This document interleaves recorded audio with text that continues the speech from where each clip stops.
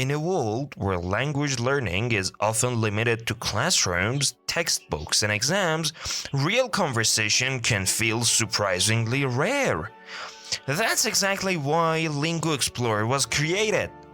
Lingua Explore is the first open English conversation program in Hamadan, designed for people who want to experience language as communication, not just a study. It's a space where learners, students, and curious minds come together to speak, listen, and exchange ideas in English, freely and without pressure. This program is organized with the support and effort of Didar, whose goal is to create mindful education and cultural experiences for the community. Lingua Explore sessions are held every Wednesday at 11 a.m. at the door, bringing together participants who believe that language grows through interaction, not memorization. And this podcast is an extension of the same idea. Here, we explore powerful books, mindful ideas, and perspectives that help us think deeper, while also improving the way we experience English. Because language is not only something we learn, it's something we live. In today's episode, we turn to a book that challenges something we rarely question: the way we think. Our book for today is The Art of Thinking Clearly, written by Swiss author and entrepreneur Rolf Dobelli. Dobelli became interested in decision making while working in business and finance, where he noticed that people often make serious mistakes not because they lack intelligence, but because they rely on flawed mental shortcuts.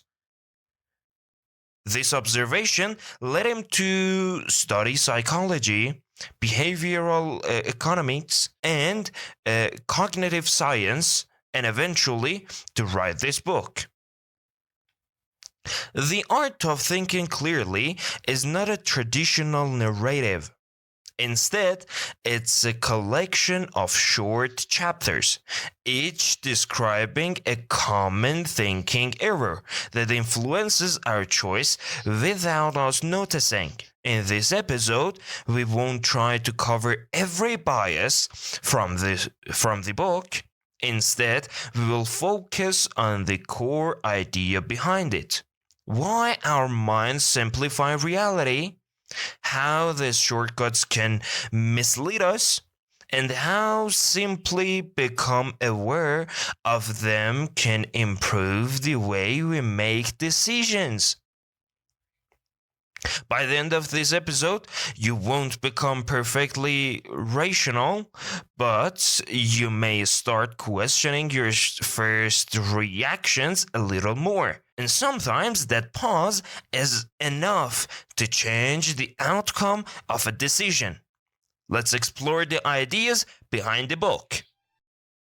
To understand the message of The Art of Thinking Clearly, it helps to look at a few of thinking errors Dobelli highlights. The first is confirmation bias. This is our tendency to notice information that support what we already believe and ignore anything that changes it. For example, if we think we are bad at learning language, we remember every mistake we make, but quickly forget our progress. Over time, this selective attention reinforces beliefs that may not even be true. The second is survivorship bias. We often see only the success stories and assume they represent the full picture. We read about famous entrepreneurs, best-selling authors, and polyglots, and assume their past can be easily repeated.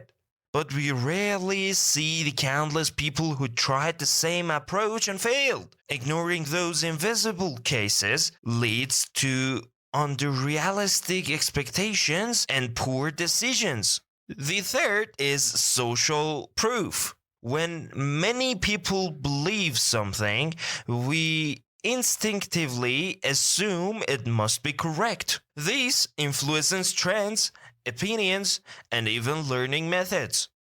If everyone around us says a certain textbook or strategy works, we may follow it without asking whether it actually fits our needs.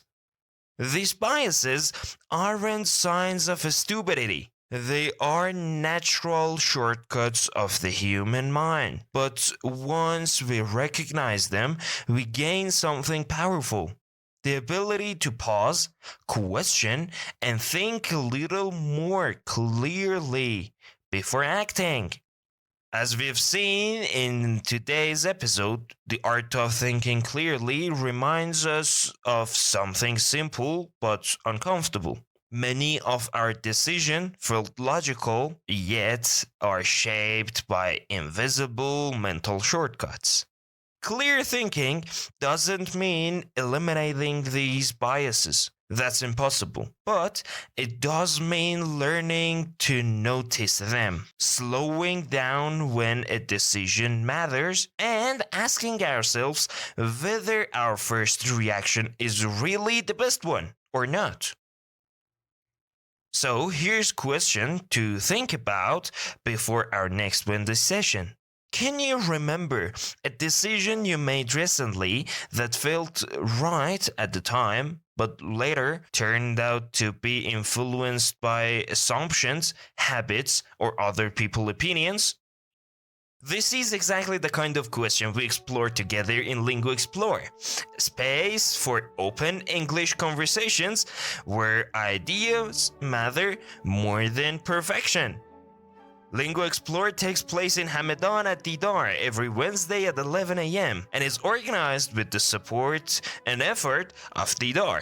I'm Ali Reza, your host, and this podcast is an extension of those conversations where books, language, and ideas meet. See you in the next episode or in our next conversation.